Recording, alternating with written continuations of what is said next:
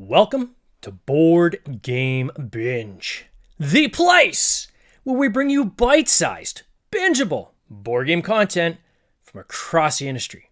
I'm your host, James Staley, and in this episode, we're welcoming back Tanner Yarro from Yarro Studios. Tanner's most recent innovation is an affordable folding game table, which is currently on Kickstarter. We're going to talk about it today. Tanner, welcome to the binge. How you doing, sir? Dude, I love that. I think this is my third time on your show, and I would love to go back and watch the other episodes because I feel like the energy coming off of you has just exponentially increased with every episode. Oh, I just got to keep getting that curve going straight up. Absolutely. Buddy, it is great to have you back. I know we touch base from time to time. I actually want to start off by thanking you on my most recent campaign for Cities of Venus. On launch day, you were messaging me, and then all the way through to the last day, you still reached out to me and you're giving me advice. And it's like, hey, did you send out the text message again? Did you send it a reminder? It's kind of like when the guy's hovering over the body, it's like, hit him again, with the paddles. And I'm like, all right. So I kept sending out the notifications, and it paid out in spades. So your advice was very very welcome, and I want to thank you again for that. That was very, very kind of you to help me out there. With your campaign, I know we just finished off Flip Die. Before we get into your GameFold, for those who don't know you, this is, again, as you said, your third time back. I'll put in the show notes links to the other episodes we had prior to this, so we won't go too deep into the past. But maybe you can give people just a quick overview of Flip Die before we move on to GameFold. Yeah, I'm not sure when we talked about Flip Die. Were we Last October? Had the campaign ended, or was it kind of during it? No, we were mid-campaign. Yeah. Yeah, so we finished at nearly $2 million, and it's honestly one of the biggest regrets in my life because I went to bed and I just underestimated the community. I think I sent an update right before I went to bed and one more stretch goal or something, and woke up like $3,000 short. And if I would have just stayed awake and promoted and pushed, I wouldn't have to tell people that we nearly hit $2 million. My wife is like, just tell people you hit $2 million. And I'm like, no, they can go and check, and it's not. Doesn't count.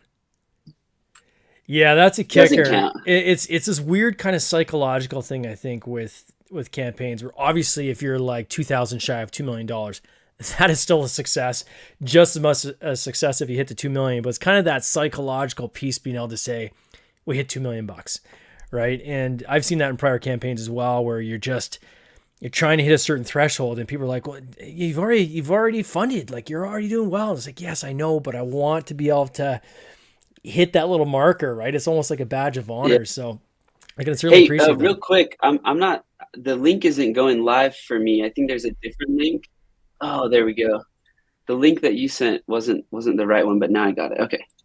I'm trying to get our peeps in here. Pulling in the community. I appreciate that. We got some people joining here on TikTok as well as on Instagram. Welcome, everyone. So Flip Die. So nearly $2 million, which is, I mean, man, that's insane. Has that shipped yet, the Flip Die? Yeah, we ended up minting almost 200,000 individual coins. And we are probably, I think we have about 10,000-ish orders left to fulfill. Wow. And we, it's kind of funny. The way that we decided to fulfill this campaign was kind of an experiment from our end. We used a 3PL in China, and a 3PL is, I'm going to sound dumb to the community that like really knows what I'm talking about. But the average person might not know what I'm talking about. Yeah, let's talk about it. Yeah. Yeah, it's like a fulfillment conglomerate. They pick up the coins from the warehouse and ship it out. Yeah. So we ship direct from China. So as product was coming off the line, it was going out. And because we did that, we were able to air freight the units. And so in hindsight, not in hindsight, in regular sight, it was this awesome idea of like, we could either have every single backer wait, for the boat, and the boat can take 2 months Yeah. and load in our warehouse. Then we pick and pack. Or as soon as the first 1,000 coin sets are off the line, let's ship them out. So people have been getting their stuff since almost 2 months ago. Yeah. And as stuff comes out, but in hindsight, there's a lot of people that are frustrated that they don't have it yet. And I want to just kind of shake them and be like, if we did it on the boat, nobody would have it yet. But there is some psychology that goes on with it. And I don't know still if it was the best idea, Yeah. because Certainly the some people are cheapest seeing idea, that. Yeah. I would say, right? So for people who don't know, so 3PL stands for third party logistics, right? So that's what that acronym means. And there is this, especially for low weight, right? So if you're doing small items, small boxes, card games, things like that, shipping straight from China to the backer is going to be way more cost effective than loading it all up on a boat, shipping it across the ocean, unloading the boat at a port, getting it to your distribution center, breaking it, repacking it into a bunch of little boxes, and then reshipping it out is way less efficient than just shipping straight from China. But you're right. You're going to have this case where you have people that are going to get their games before other people. And I kind of liken this almost to, and this has happened to me now on 3 of my most recent campaigns, where I see the game in my local FLG store and I still haven't received my copy, and I back a campaign. And those are never situations that are great. In your case, though, it's not like you were selling it at retail. I mean, you just have some people are getting it before others, depending on the country and so forth. Yeah. We didn't even chase retail with the coins. So you shouldn't see them. If you see them in a comic book shop, it's because or a FLG, it's because that owner backed the campaign at a certain level. And we're going to ship all the Kickstarters first. And so I still think we're trying to do the best that we can with, like, Kickstarter's going to get it first. Yeah. But yeah, it was an interesting experiment. It was cool that some backers were able to get them almost, very quickly. And all the backers are able to get their tracking and have them on their door within 10 days from being out of the factory, which is really cool as well. It does get any faster than that. How did you choose which countries got it first, or which backers got it first? That's a great question. And this is a question that a lot of our community asked. And I was kind of waiting until we got to, this stage to kind of dive into that. But how it worked was, and the community kind of jumped onto this idea that the manufacturer was picking when stuff went out. And I kind of let them roll with that because it was kind of true. But we kind of trusted the factory and the 3PL to manage that, and they did it by ease on themselves.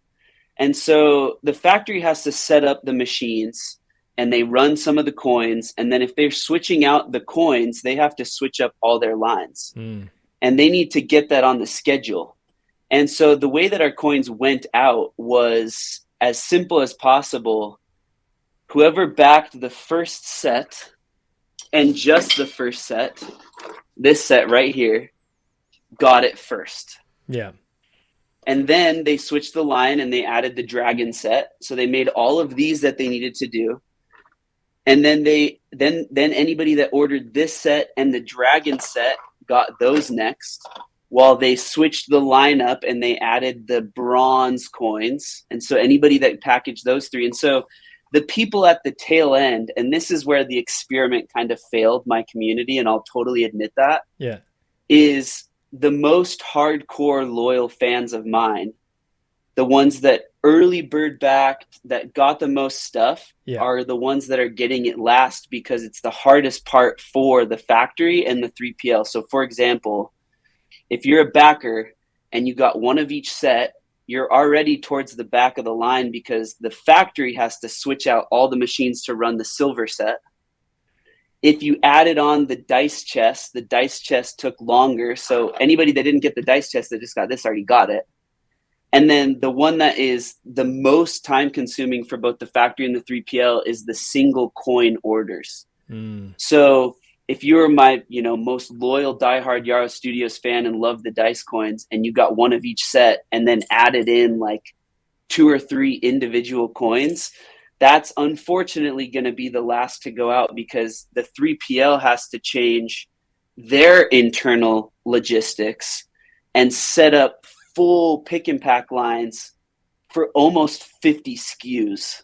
Oh boy. Where they're now before the factory could take this, put it in a box and say, this is what James got, and print the label and send that to the 3PL. So they don't need to do any picking and packing. Or they say, James got this one in the Dragon set. He got a dice bag and he got 1d6 in bronze and 2d8s in gold. Yeah. And they have to set up that line to then the box comes down the conveyor belt and they boom, boom, boom. So that's the phase that we're on right now. And that's where I feel the experiment failed the backers, because those are the people that should have got it first, right? They're the ones that went all in and supported me fully and completely. But, you know, the other alternative, you know, is kind of dumb, and that's nobody has anything yet. Yeah. And then everybody gets it all at once. So I'm learning as I go. Let me jump into the weeds on this one a little bit, just because I have some recent experience with shipping straight from China. This 3PL used, did they pick it right up from the factory and ship from the factory, or did they ship to kind of their warehouse location and then kind of bulk ship it out from there? Because that's been my experience with using some of these companies. They insist on bringing it to their facility, do the packaging there, and ship it out from their facility. Yeah, so that ended up being super kismet. And I think I'm using that word right. But the 3PL that we ended up going with was a recommendation from a friend who had used them before.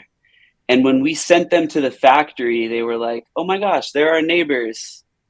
And so they were in the same province in China, and it was just like a 15-minute truck ride. Okay. So it ended up being super perfect. But yeah, I think some orders are factory dropped off and some orders they picked up. Yeah. But yeah, they moved them all from the factory, put on pallets at the factory, and then sent to the 3PL. And then my second question on this was there ever an option for them to hold the stock at the factory until it was all ready, or is it just a space issue? They just couldn't hang on to that much stock? No, they're not holding on to anything. Like our 3PL is on top of it. Our factory couldn't be more on top of it. And so sometimes they're just sending single pallets, but literally as it's coming off the line, it is assembled and shrink wrapped, and it's at the backer's door within 10 days. Wow. So that entire process, like, you can rip open that plastic and get some fresh Dongguan Chinese air. Yeah. So I guess, because my question is more along the lines of, like, if you were wanting to have the people that backed you the most, right, the ones that are the most loyal supporters that got like the all-in package, which is the most complicated and is going to come off the line last, was there ever an option just to kind of hold everything in China of all the previous stuff and then kind of mass kind of pack and ship at the same time? Or was the decision process that, you know what, we have it, so we might as well ship it to the backers now, kind of a thing? You know, it's kind of its own animal. And I say that as somebody who is very non-expert in this field. But for me, it was all new. I don't honestly know of another way to have done it, because when you get into changing out the lines, both at the factory and the 3PL, and scheduling that far enough in advance, I don't know of another way to do it. The amount of coins, like I'll share with you some of these pictures. It looks like Scrooge McDuck, where they just have these massive vats just filled to the top of individual coins.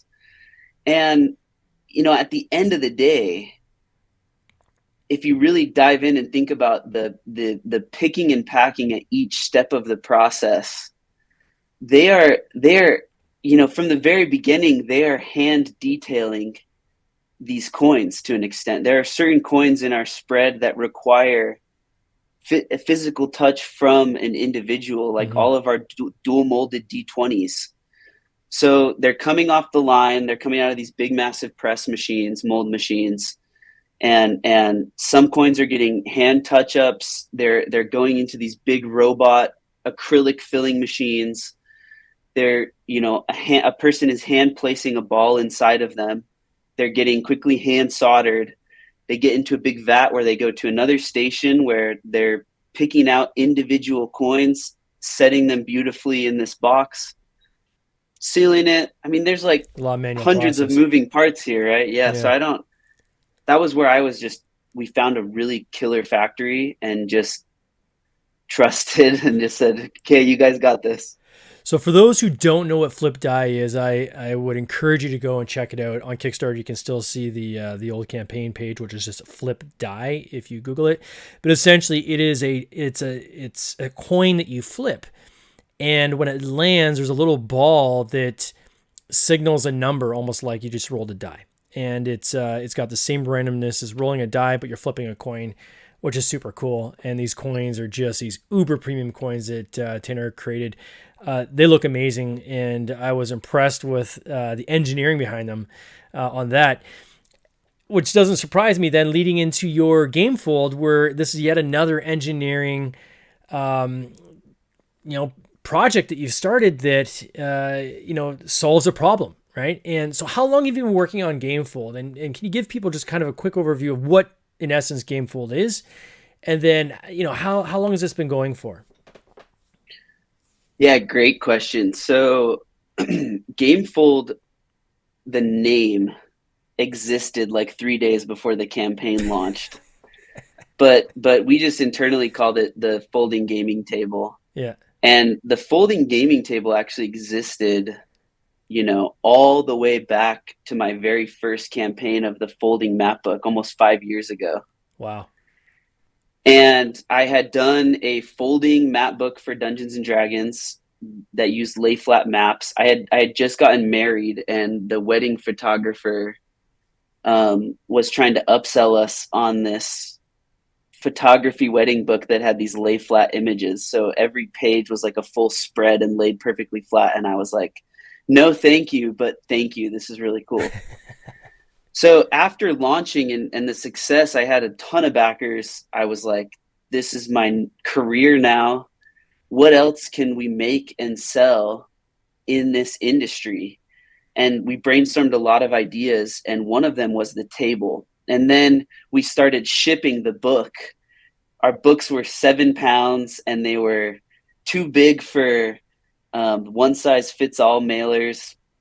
Luckily, we kind of tricked the U.S. Postal Service into sending them media mail. I'm like, this is a map book. It's an atlas. It's a book. It's for learning. And we saved a ton of money there. But it totally freaked me out on oversized, large products that take up a lot of warehouse space. And so complete back burners for 5 years. And then we started putting a lot of the puzzle pieces in place. I started growing my team slowly. I started engaging with the community a lot more and seeing that it was just as much a need 5 years ago as it was now. Mm-hmm. The map books were the answer to Dwarven Forge. I started playing Dungeons and Dragons. I wanted dungeons and didn't want to drop hundreds of dollars on terrain. And this was kind of the same, it's the obvious next step as you get into board gaming that, okay, now I need a game table. And I am lucky enough to be married to an amazing, beautiful woman, and she does not want a game table anywhere in our house. And so that was where the pieces started to come together of how can we had this idea once for a folding table. And I feel like our puzzle pieces, our team is coming together where we have a lot of the logistics lined up and a lot of the designers and engineers that we trust and love on Flip Die. And so it just seemed time to bite it off. And I'll be honest, it still scares me, but yeah, we have pretty much everything lined up and ready to go to deliver this one faster than the coins. I put this in Canadian dollars because it's the only way I can see it. But in Canada, you're almost at $2.2 million on a goal of $68,000. So congrats on that. When you still have 13 days to go, you start quickly looking at thinking, is this going to be a $3 million campaign? The table, what struck me is just how high quality this looks. I just came back from Essen, and there's a whole section that was showing like board game tables. And this could easily be on par with some of the ones I saw that were standard board game tables. And yours is something you fold up, right? And you can put away, or you can take it temporarily to an event or so forth. I'm showing on the screen for people that are watching live. I mean, obviously aesthetics was something that, you know, you put a lot of attention on when creating this. Is that fair to say? Yeah, the design actually changed a ton. We started with trying to figure out how to just blow mold a table similar to Costco folding tables. Yeah. And we hit a snag on a lot of the functionality as far as adding on shelves and cup holders and Dungeon Master screens and all of these extras that really make a game table what a game table is. And when we dove into the engineering on it, a lot of the side railing, there was no way for us to, I mean, these molds that blow these tables are massive machinery. Yeah. But at the end of the day, the simplicity of it, it has to be able to pull apart this way. With the coins, we were able to do like an 18-way mold because we have printing on the sides of the coins. Right. And so our mold for the coins pushes from the top and the bottom, and like all these micro molds that make it round around the sides. But to do that at this scale, I mean, literally the latest breakthrough in this technology has been the Cybertruck molds by Elon Musk. And that was like, I want to say it was even in the hundreds of millions of dollars for that type of machine. And so I didn't realistically look into how Cybertruck was doing it, but we hit this snag, and it just, we started to put some pieces together, and aesthetically, I think it does look cool, but it is definitely function above looks. And we landed at this really beautiful place of two pieces of super trusted, durable, existing technologies that we were able to combine through a custom blow mold to take this aluminum rail. And then this world of added benefits just opened up of like, I don't want to be the freaking Canon printers and HP printer of the world that just reams you on buying their specific ink and using their specific app. And so 40 millimeter rail, there's already a million accessories out there for it. And so if we could just build this canvas for you to then go take and build the exact gaming table that you need, and then put it in your closet so your wife doesn't get upset that you spent $3,000 on. I don't want to say they're ugly. I wish I had like one day I'll have like a big wooden permanent gaming table with screens that lift up and down, but yeah, it's cool. I mean, when I looked at, and obviously I was just showing the screen while you're talking, there's a scene where like you sit on the table to show that it can obviously hold weight. The physical dimensions of it are quite large, right? So it's not like you're compromising and going with this kind of rinky-dink little table. Like it's a full-size table, right? Yet it folds up and still fits in your trunk, which is, I mean, right away I was going through all these ideas of, I have a local meetup, for instance, that I host at a local restaurant. There's all the seating, but you're using kind of the tables, at hand. People doing meetups, having a couple of these on hand to pull out for, these game nuts that they have once a week or once every couple of weeks. As you're saying with your wife, right? You don't have room in your house necessarily to take up an entire area, but something that you can pull out temporarily and then put back away is certainly handy for a smaller footprint. But if you did want to leave it out, you also saw having there like a table topper, right? So you can actually turn this into a table. Yeah, heavily requested feature. We've talked about this in the past, but I really do feel like there's a formula that I have for running Kickstarters, and at the end of the day, it boils down to you need to trust your community, and you need to honestly engage your community. And I'm not pinpointing any campaign specifically, but I just feel like a lot of time I'm an avid Kickstarter backer as well. And I feel like a lot of times they throw in stretch goals that are just like, they're pre-planned and they were probably going to do them anyways. And I think it's more work to do it how we do it, but here's kind of what we're thinking. Yeah. What do you think? And making those adjustments on the fly. And so, we have an awesome community, and we we didn't plan on toppers and again until a few weeks before launch, and we really dove in with our engineers and figured it out. And but it all goes back to that. Like I'm constantly in the comments on the Kickstarter page talking to people that are, asking where our stretch goals are. Oh, And we kind of have some, but I did an update today and I dropped 3 things that are just quality of life fixes, like adjustable height legs, yeah. that I could have very easily put behind a stretch goal. But to Yeah. me, it would have just been arbitrary. And I'm like, look, you guys suggested it. It's a great freaking idea that I hadn't thought about. Let me talk to the factory. The factory's like, we can totally do that. It doesn't mess with our cost too much, totally still within the bounds of doable. And I would rather just say, surprise update, we have adjustable height legs. Yeah. And it uses some more engineering from our end, but it's a better product overall. And it's not, we're going to hit 2 million. Why put it behind a 1,800,000? I don't know. Maybe I'm crazy. It's a weird relationship. I had this on my most recent campaign as well, where I had people in the first kind of 24 hours saying, where's the stretch goals? And we were up front. We said, we're not doing stretch goals. We're going to give you the best possible product we can. And we'll do reveals as we go through the campaign, because there's some things we haven't even thought of yet. And if we think of them during the campaign, we're going to reveal them, right? And that was kind of the promise. But you still have a small subsection of people that are on this kind of stretch goal drug, which I'm not entirely certain that it necessarily brings more pledges in, right? Like, I'm thinking the logic behind it, that if you see a game that you really are interested in, are you really going to hold off backing it until they hit a certain goal? Like, or if they hit a certain goal, or are we still in this kind of environment where now you're going to go and pull in 20 or 30 of your friends to back this campaign because XYZ just unlocked?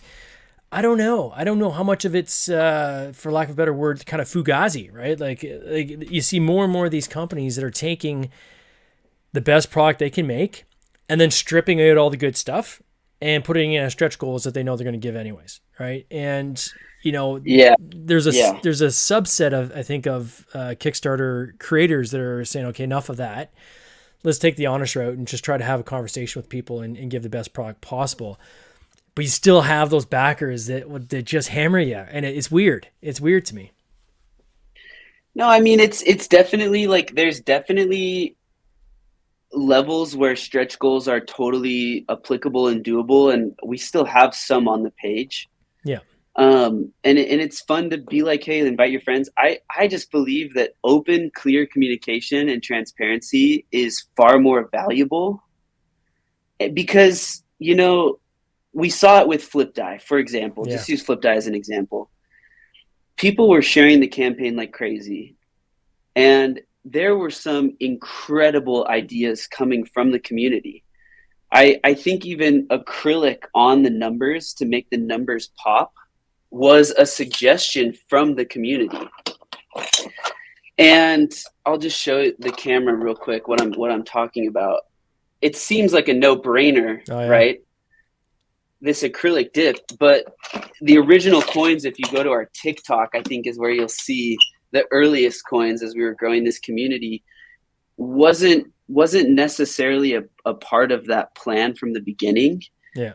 And I didn't want to be in a position where I feel like I know more than the community. Yeah. Right. And be like, no, this is what you want.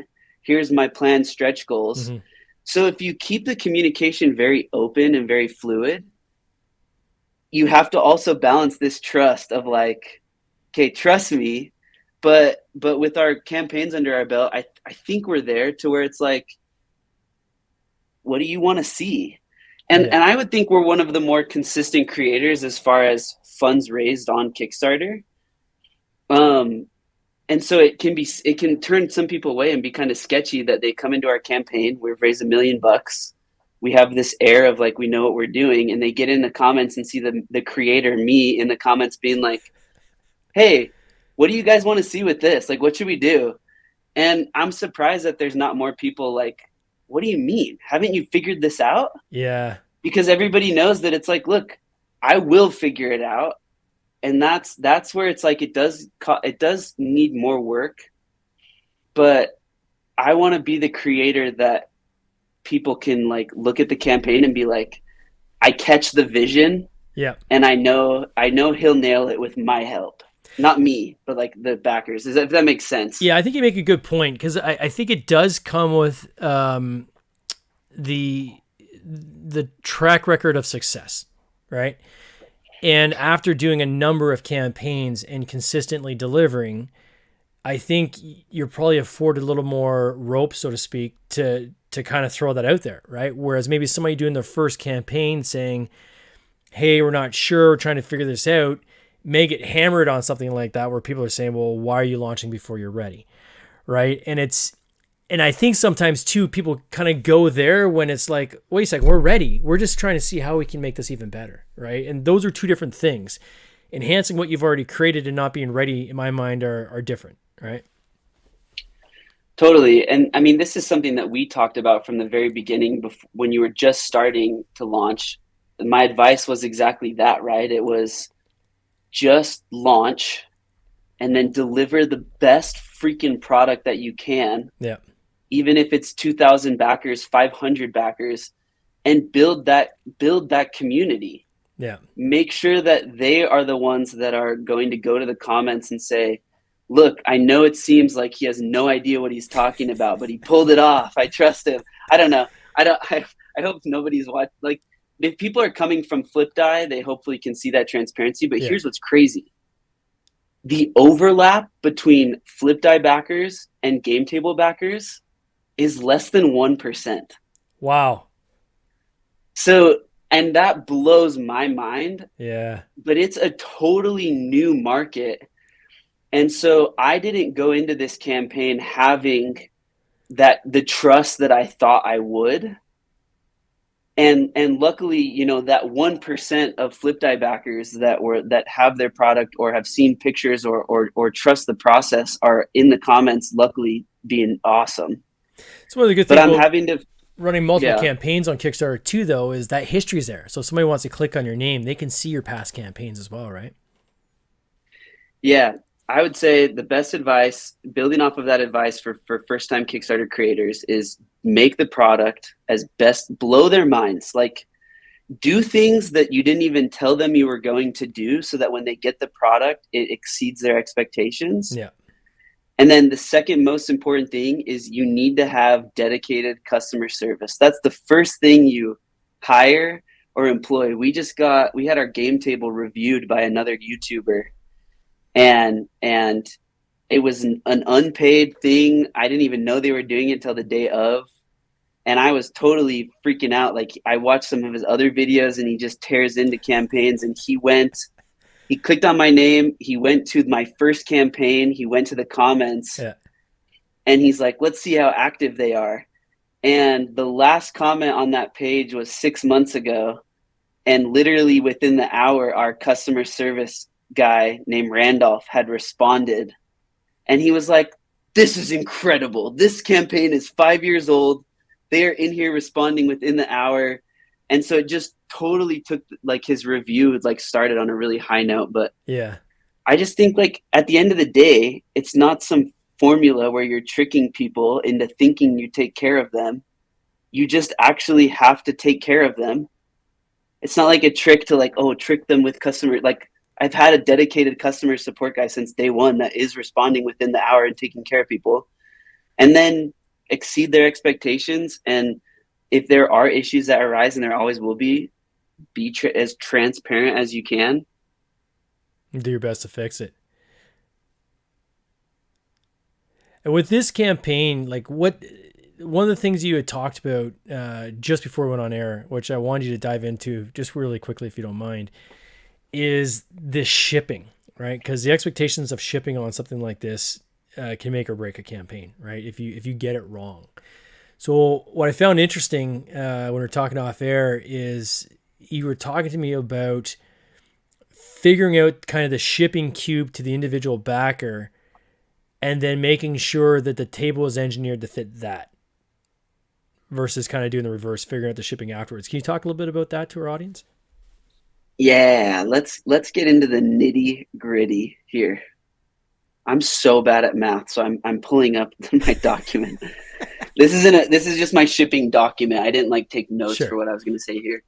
But if you are backing a project on Kickstarter, just as a general rule of Yeah. thumb, you can take their measurements and know if you're going to get burned.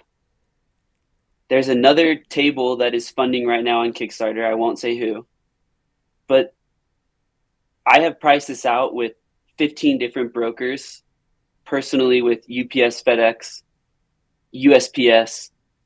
There is a magic number. And I love talking about this because it uses the word girth, and I love that word. But there is a UPS and FedEx have the same magic number, and that magic number is 130. And so to calculate this number, you take the length of the product in its box and you add the girth. The girth is if you took a rope and went all the way around it. So it's Like a 2 circumference times kind of the thing. width Okay. Yeah. plus 2 times the height. So that number, length plus girth, has to be under 130, or you are now an oversized package.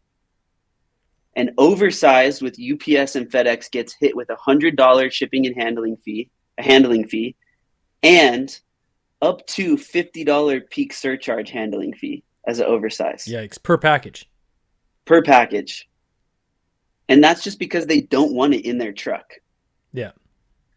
So our table in its exact dimensions, our number is 127 with extra room for padding to protect the package in shipping. So we are just like right there. And we had a lot of people, this was one update we did today. The table size was 3 feet by 6 feet. And this was just complete oversight on my part. I mostly play Dungeons and Dragons, so I don't have a minimum table size that I need.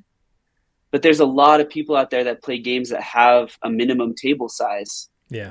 And we were just comments just flooding in of people saying, you need at least 3 feet wide for Star Wars X-Wing, Gloomhaven, all these games that need that space just to fit the mat.